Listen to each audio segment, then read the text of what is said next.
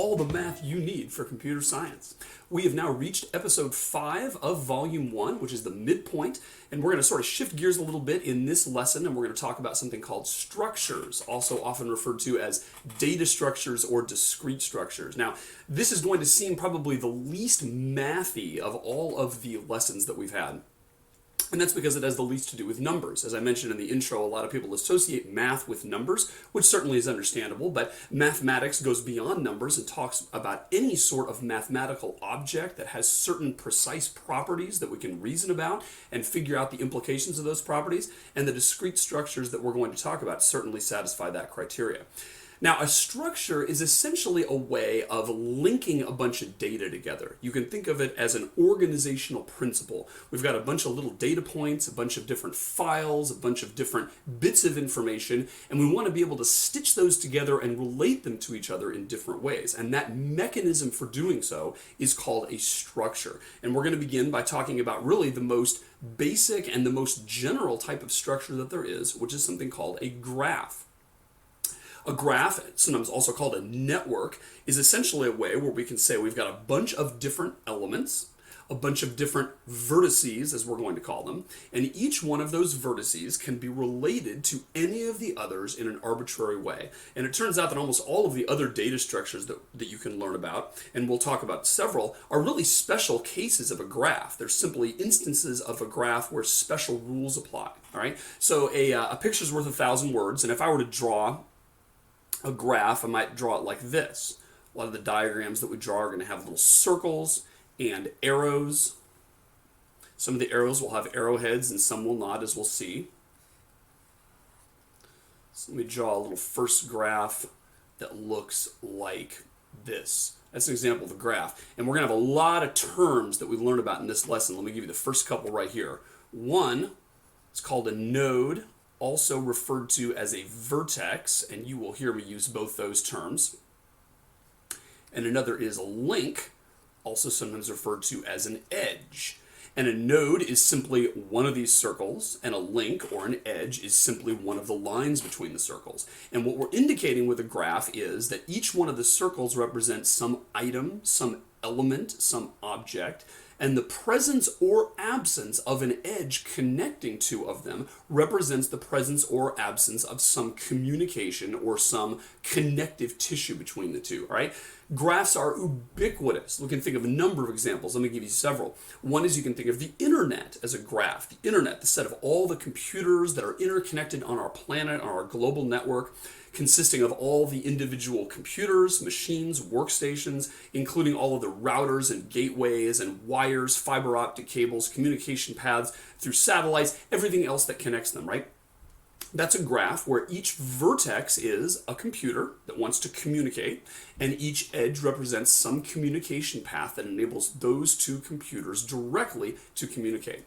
Another example is the World Wide Web. Take a look at all of the different web pages that your browser can view. We can view each page as a vertex, and a link or an edge between two vertices indicates that one page has a hyperlink to the other one, where if you click on it, it brings up that other page. So the set of all billions and billions and billions of web pages forms one gigantic graph. Another example is something like MapQuest or Google Maps, even inside your GPS, is essentially nothing more than a large graph where each vertex represents a location, perhaps the intersection between two different streets, or perhaps a landmark. And an edge between two vertices indicates that there is some way to travel from one to the other. And so when you punch into your GPS an address, or when you go to MapQuest and type in a couple addresses and say, find the path that's the best from point A to point B, it's essentially looking through that gigantic graph, which is performing a bunch of algorithms in order to find the best or shortest path, or maybe there's some other criteria like that would take the least amount of gas or that avoids highways or whatever, from one point to another through all the interconnections in that graph. Yet another example is something like a social network, right? You think of Facebook or many of the other social networks that are becoming extremely popular. Think of each vertex as a user or a Facebook person, and think of the presence of an edge between them as a friendship, right? And so we're going to be able to indicate who is friends with who by virtue of the fact that certain of those edges, or certain of those vertices rather, have edges between them and certain ones don't. Even a more basic example, this goes all the way back to Aristotle. The field of human knowledge is conceived to be a graph. In fact, there are a lot of cognitive psychologists that have looked into this and have sort of said, we can really model human memory as a gigantic graph, where every single thing that you know about is a vertex, and the presence of an edge between two vertices means you have some association there, right? So we've undoubtedly all had instances where we've sort of sat beneath a tree and thought about this and that leads us to think of something else, and that reminds us of something else, and that makes us remember that we have to do something, right? So there's all kinds of connections between our ideas, and so you can view the entire collection of knowledge that you have in your mind as essentially a set of ideas or concepts which have properties and which have connections to the other concepts. Cognitive scientists call that a semantic network, and they would say that each person has an unbelievably, mind-bogglingly large and complex semantic network which join all of their different ideas together. So those are all examples, and there are dozens and dozens and dozens of others. And basically, this idea has such traction because it's conceived that basically what is the world? What is existence besides a bunch of stuff? And each one of those things is connected to some other things, right? So we're going to learn about a lot of that in this lesson, including a number of different properties and a number of different, as I mentioned, terms that describe different attributes that a graph can have. So let's look again at our diagram and look at a few more of these. So we learned our first two terms, which are vertex and edge. Let me give you a number of these other ones, right? So another term that's going to come up is we're going to talk about the property of adjacency. And that is whether or not two vertices are adjacent. And to be adjacent simply means that there is a direct connection between them. There is an edge. So let's actually label these so we can talk about it. Let's say this is vertex A, B, C, D, E, F, G, H, and I. So in this particular case, we would say that vertices C and D are adjacent to each other. Vertices G and F are adjacent to each other. Vertices C and E are not adjacent to each other. Neither are vertices B and D. So notice we can get from B to D by going through C, but that's not what we mean by adjacent. We're going to say that B and D are not adjacent, even though there is a path between them, which is another one of our terms, which we'll encounter in a minute. Another word that comes up, not quite as often as adjacent, but it still does come up, is the word incident. So we're going to say that a vertex is incident on an edge, or that an edge is incident on a vertex if the edge contains that vertex as one of its two endpoints, right? So we would say that this edge right there is incident upon I and H. So notice that adjacent goes from a vertex to a vertex, whereas incident is a similar word, but it goes from a vertex to an edge.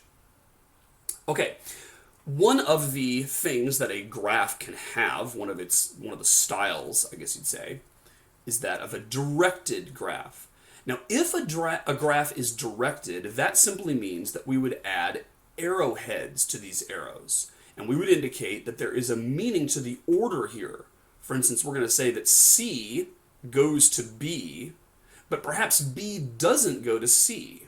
We're going to say that C goes to A, and maybe we'd say A also goes to C by having a second arrow there, right? So what I'm doing now by putting arrowheads on the lines or on the edges is I'm indicating that it's a directed graph.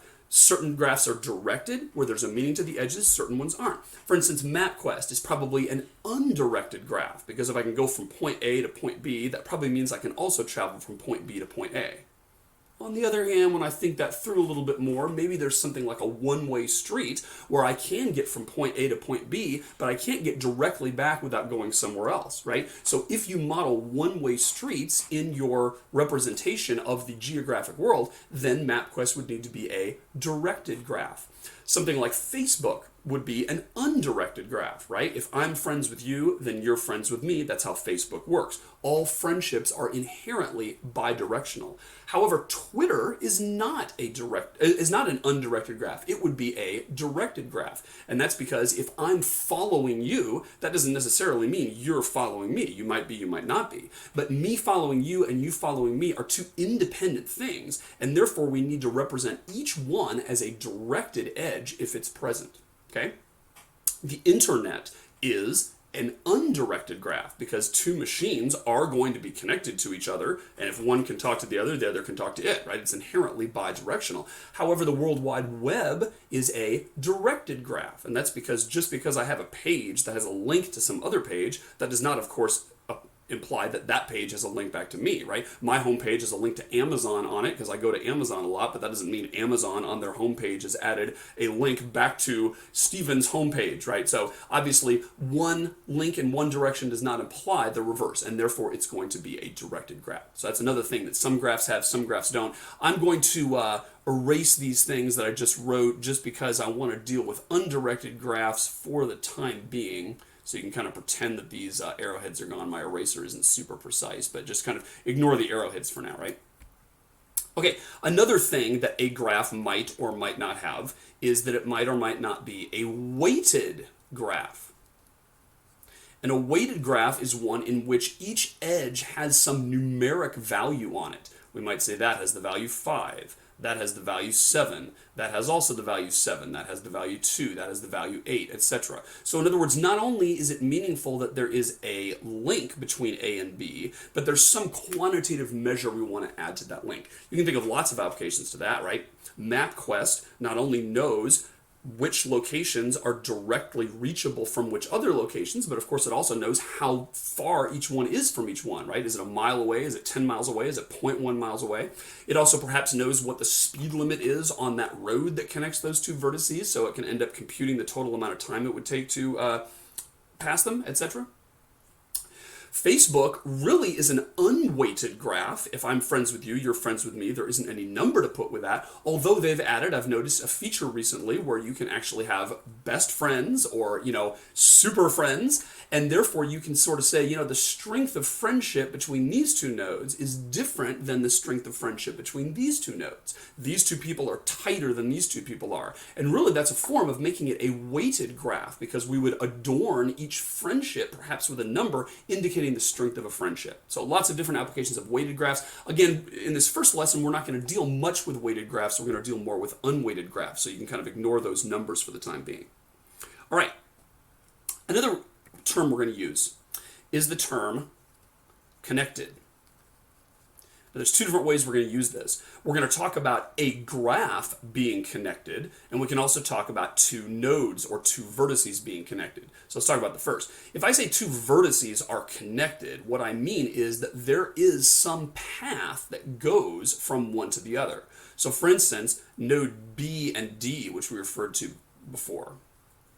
Those two vertices are not adjacent. There is no direct edge between them. However, they are connected because if I started with B, I could traverse, as it's called, this graph, going from node to connected node, and I could reach D because I could simply go from B through C to D. However, B and G are not connected because there is no path between them. So that's what we mean when we say two different vertices are or are not connected. We can also talk about a graph being connected, and a graph is connected if every single vertex is reachable from every other vertex.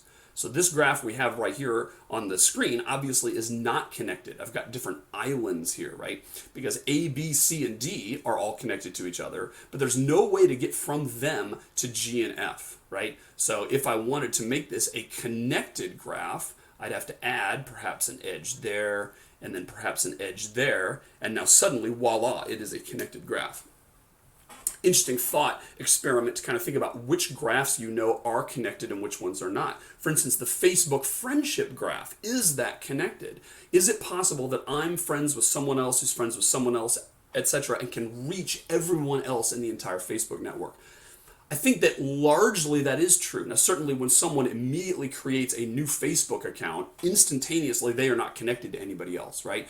But quickly it becomes the case that as soon as you're friends with somebody who's also friends with somebody else, that whole thing is probably going to be connected very quickly. That's still an open question though, right? Think about MapQuest. Is it possible that I can go everywhere from where I am now? I think that is a connected graph. I can reach any place, for instance, in the continental United States, without, running into an impasse, right? It may take me a long time, but I can get there from here, no matter where there is and no matter where here is. If, however, that's in the continental United States, there, of course, is MapQuest in Europe and in Asia and in Africa, etc. There would probably be, unless you counted plane routes and sea routes, those would be disconnected components of the graph, right? If I start here in Virginia and I start driving, there's no way I can ever make it to London, no matter which way I go. Therefore, those are two disconnected components of the graph. What about something like the World Wide Web? Clearly, there's lots and lots of pages with lots and lots of links in between them. However, is it the case that every page can be reached from every other page no matter what? I would say that the answer is probably no. So that's an example of a disconnected graph. So that's what we mean by the property of connectedness. All right, next. Let's talk about the idea of a component, which is closely related to the concept of connected. A component is simply a subgraph which is all connected. So in this particular case, now that I've drawn these red edges, we now have a completely connected graph, and therefore it's only one component. But if I went back in time and erased these and said, let's get rid of the one between B and G and the one between F and H, now this graph consists of three different components, right? The one that has A, B, C, and D in it, the one that has G and F in it, the one that has E, H, and I in it. Those are three separate components because none of the vertices rather in one component can be reached from the other. So sometimes we'll talk about the components of a graph. Now, another term we're going to use is the term walk, and that's going to be a noun. We're going to talk about a walk. And a walk in a graph is simply, you can think of it as meandering through the graph from node to adjacent node. So there could be a walk from B to C to D. And there could be a walk from B to C to D, back to C, back to B to A, right? So basically, any set of connected nodes, each of which is adjacent to the other, if I have some sequence like that, that's a walk, right? Now, we're not going to use the term walk as much as the term path. And when I say there's a path, it's simply a walk that has no repeated vertices in it, right? So I could say that there is a path from B to C to A, but then I can't go back to C. It wouldn't still be the same path if I did that. It would be a walk, but it wouldn't be a path. And oftentimes what we really care about is a path. And when I defined the term connected before, really that can be stated in terms of paths, right? If there is a path from one vertex to another, that implies that those two vertices are connected. Just another way of saying that, right? Now, there's a special kind of path called a cycle. And a cycle is a path that contains the same vertex. It starts and ends at the same vertex. So for instance, I had the path B to C to A. What if I went from B to C to A back to B? Now that would be a cycle. Or if I went from E to I to H back to E, that would be a cycle. Okay? It's going to turn out that that is a really important property that a graph can or might not have, and it's important to know whether or not there are cycles. So basically, to look at a cycle, you have to start at some point and traverse the graph going back and forth to different nodes and end up back where you were. If you can do that, then it is a cycle. And by the way, a graph that does not have any cycles is called an acyclic graph. And there is a term which is called a DAG. A DAG stands for a directed, which we talked about up here, acyclic, that means it has no cycles, and then the G stands for graph. a directed acyclic graph. So if you have a graph that is directed and there aren't any cycles, you can't start in one point and reach itself again by traversing some of the directed edges, it is known as a directed acyclic graph or a DAG. Now, you might wonder why there's a special term for that, and the answer is that comes out to be very important. Consider if I'm working on some sort of project. Let's say I'm going to build a deck, right? I could say, well, guys, there's a lot of work we have to do, and I could write down a bunch of different tasks. Maybe this little node right here represents that we have to buy the wood. And here is a little node that says, well, we have to buy the nails. And here is a node that represents we have to do some planning and figure out how many materials we need to buy. And then here is one that says we're going to nail the 2x4s together. And then here's the one that says we're going to paint the deck, right? So let's just say that's what it is. Let's say this is painting. This is nailing. This represents the activity of buying the nails. This one represents the activity of buying the wood. This represents planning or, figuring out how much wood we need to go to the store and buy them. Okay. Turns out that certain of these activities require other ones to be done before they can be completed, right? We can't go buy the wood until we figure out how much wood to buy. And so we're going to draw a directed edge between those two, indicating that planning is a prerequisite for buying the wood. It's also a prerequisite for buying the nails. We can't buy the nails until we figure out how many and what type to buy. Okay, so what about nailing the stuff together here, right? We obviously can't nail the wood together until we have the wood. And also, we can't nail the stuff together till we've bought the nails, right? We have to buy those two things. Those are both preconditions for doing the nailing. And then finally, we can't actually paint the deck until we've nailed it together and we have the whole thing there ready to paint. So this whole thing here is a DAG because it is directed. There are no cycles. You can check that. Don't fall into the trap of thinking that there's a cycle from planning to buying the wood to nailing, back to buying the nails, back to planning, because this is a directed graph, right? There aren't any edges in the reverse directions here, only the ones going downstream, as it were. And since this is a DAG, that means that this deck is, at least in principle, completable. If there were a cycle, if we said, well, you can't buy the nails until you can't nail the 2x4s together until you buy the nails. Oh, but you can't buy the nails until you nail the 2x4s together. Suppose we had an edge like that. Or suppose we said you can't paint it until you've done the nailing, but we're going to say that you have to paint before you do the planning. Those are both nonsensical arrows, of course, those blue ones. But suppose you did that, then the entire work breakdown structure would not even be completable, right? So in order for a work plan like this to even make sense, it has to be a DAG. And there are a lot of things like that. Consider the prerequisites for different college courses, right? You have to take Programming 1 before you take Programming 2. You have to take Discrete Math before you take Programming 3. And you have to take Programming 2 before you take Programming 3. That has to be a DAG. If there were a cycle in there, then no one could graduate, right? Because there'd be an infinite loop saying, well, you can't do this before you do that. It'd be a big chicken and egg problem, right? And that's why DAGs are important. There are a lot of different application areas where it comes up, and the DAG really is the thing that makes sense to use. All right, a couple other terms here.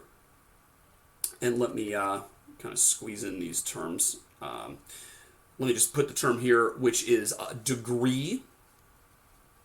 We're going to talk about the degree of a vertex simply means how many edges are going out of it, right? So this vertex right here, C, has degree 3 because there are 3 different edges emerging from it.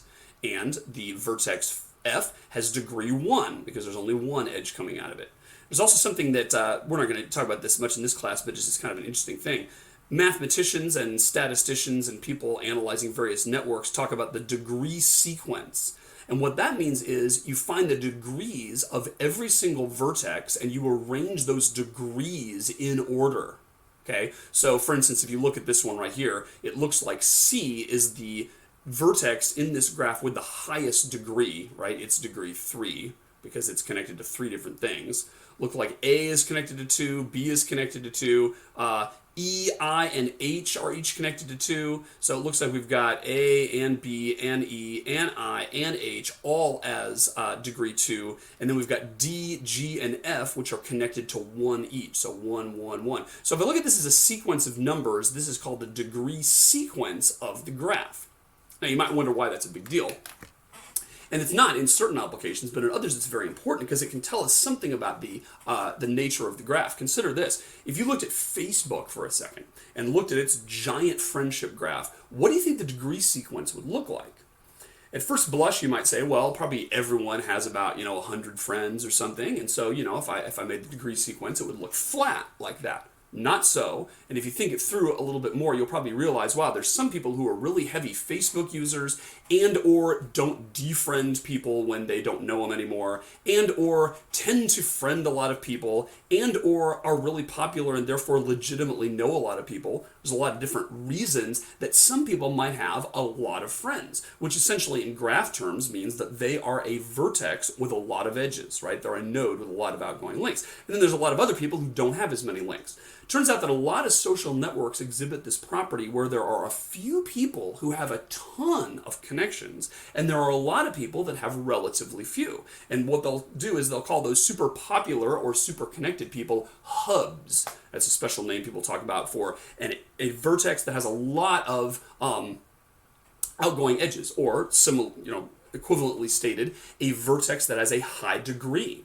And if you look at that, a lot of times there will be a graph of it which will show that there's a very few number of vertices with a lot of outgoing edges, and then there's a lot of people that don't have very many outgoing edges. And so it doesn't look flat at all. If you graph that degree sequence, it would come sharply down like this. And then there's a lot of study right now into looking at the so-called small world phenomenon, where the presence of those few people who have a lot of edges make it possible for the 6 degrees of separation thing to be true. You've probably heard of the 6 degrees of Kevin Bacon, right? Which is sort of a statement that if I have a friend who has a friend who has a friend who has a friend, I have a path between them, right?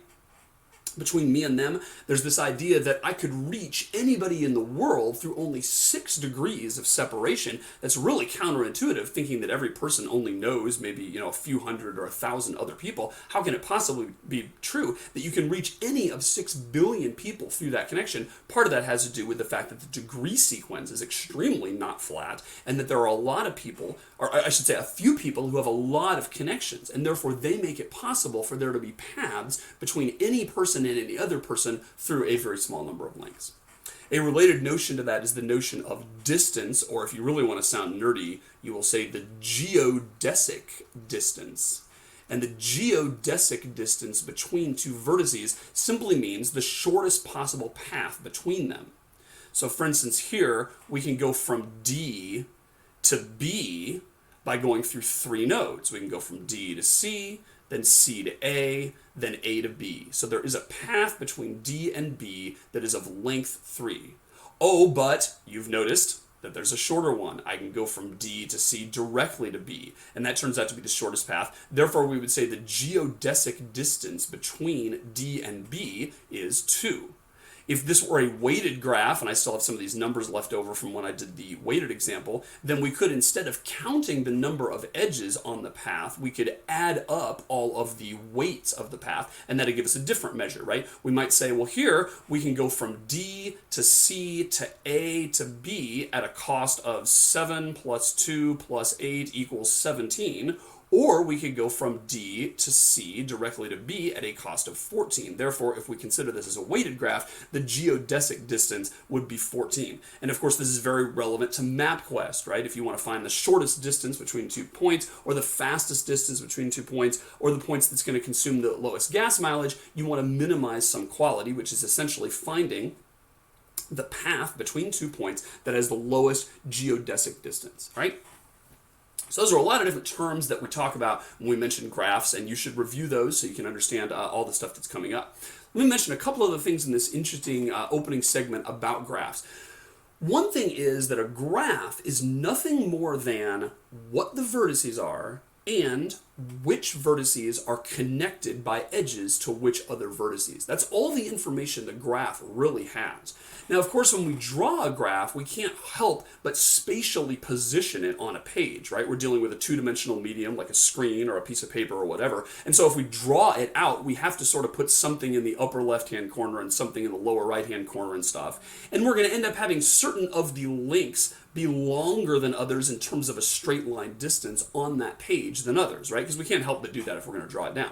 But the important thing to understand about a graph is that the underlying mathematical structure doesn't have any meaning to the spatial positioning or to the distance as the crow flies between two different nodes. Just like a set, we have to list the elements of a set in some order, but the order is not significant. Same thing is true here with a graph, right? So if I have a graph and I say, let's draw a node here and a node here and a node here and a node here, and we say those are linked together, and maybe those are linked together, and maybe those are linked together, and maybe those are linked together. All that matters is the fact that this guy up here, B, is connected to this guy down here, D. It doesn't matter that B is far away from D on the graph. That's not part of what the mathematical structure of the graph is. That's just an artifact of how I chose to draw it, right? So here's an example I like of this. This is a map that everyone who rides the DC Metro has seen, and if you live in a city with a subway system, undoubtedly there's a similar map in New York and San Francisco and all those big cities that have subway systems. So this is a conceptual graph, right? This is showing what the stations are. It's showing which stations are reachable from which other stations by which lines. And there's the red line and the green line and the blue line, and all those are different subway lines that go from one station to another, right? Now, there's certain information present in this diagram and certain information that's missing. For instance, we can say that this guy right here is directly connected to this node right here by the red line. That is meaningful. But we cannot infer that these two are spatially close or that that's a fast path between those two, right?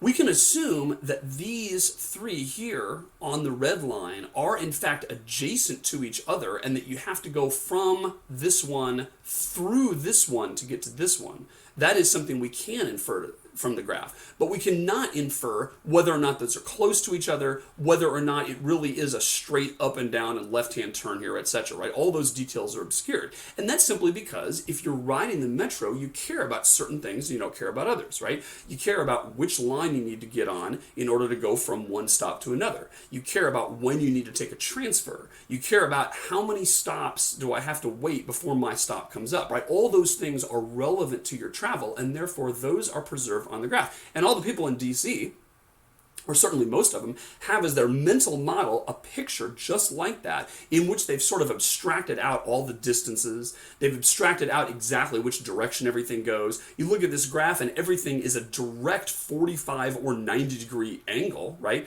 And there's a lot of people who probably think, without even really thinking it through, that this is how it actually looks, right? They probably think, wow, the orange line goes straight north here, and then it veers straight west through these two stops, and then straight south, and then straight west, and the blue line has a 45 degree angle exactly southeast, and they probably think, well, all these stops look just like this. They're probably just in lockstep, one after another, each, 4 miles apart, or however it is. In actual fact, that's not true, and here's a different picture. This is a different graph of the same subway system. This is an aerial graph, which is to scale of the DC Metro subsystem. And you can see the loop here, right, the beltway that goes around. And there's the red line going in and out, and the green line and the blue line. All the lines there are the same, but this is showing what it actually looks like. And you can actually see that, of course, the stations are not equidistant. These are tightly coupled together here in the middle. This is because this is right in the middle of the DC Mall and right near the White House and the Capitol and all that kind of stuff. There's all kinds of metro stops in very close proximity to each other. As you venture out into the suburbs, there's huge distances, right? There's a lot of distance between that one and that one. There's a lot between that one and that one. Clearly, not everything is at a 90 degree or 45 degree angle here. Give me a break, right? They have to make the lines where it makes sense to make them. And so, this green line here is going to go all the way south and then back north before it goes down. That's completely not discernible from this graph, which doesn't even show that it goes down at all. It doesn't show that it goes south. It looks like it goes straight southeast with a couple of little bumps here, right? But at any rate, these are both graphs, and mathematicians would say these are both the same graph. And when I say the same graph, what I mean is they have the same vertices and they have the same edges, and that's all that matters. If I ask you, is the set 1, 2 the same as the set 2, 1? The answer is yes, because they have the same elements. And what matters for set equality is, do they have the same elements? What matters for a graph is, do they have the same vertices? And is every vertex connected to the same other vertices? Is it adjacent to all the same vertices in this graph as it is in that? If so, then those are equal. Good. One more note here before we end this segment, and that is simply that this material may seem like it's a gigantic departure from what came before, right? Because when we dealt with sets and relations and probability, we were using a lot of the same concepts. Now all of a sudden we're dealing with these graphical things, right? Vertices and edges. But I just want to draw some of the connections here, because it turns out there are a lot of things that are similar. In fact, let me just point out to you that when mathematicians describe a graph, let's say they have a graph and they call it G, they can give it a letter, right? That is described as an ordered pair. So there's one thing we've seen before, the notion of an ordered pair. And that is the vertices and the edges. And again, when I say that's what the graph is, what I mean is that the spatial information about how you might draw it on a page, with which arrows are long and which ones are not, and which circles are in the upper left-hand corner versus the middle, none of that is significant as to what the graph is. The graph fundamentally is simply an ordered pair of two things, the vertices and the edges. Now, if you think through this a little bit more, what are the vertices, do you suppose? What is that V? And the answer is that that is a set. The set of vertices. Vertices are inherently unordered. It doesn't make sense for them to have duplicates. And therefore, when I talk about the vertices in a graph, that is essentially a set of vertices. We're just using the set concept. What about E here? What is that?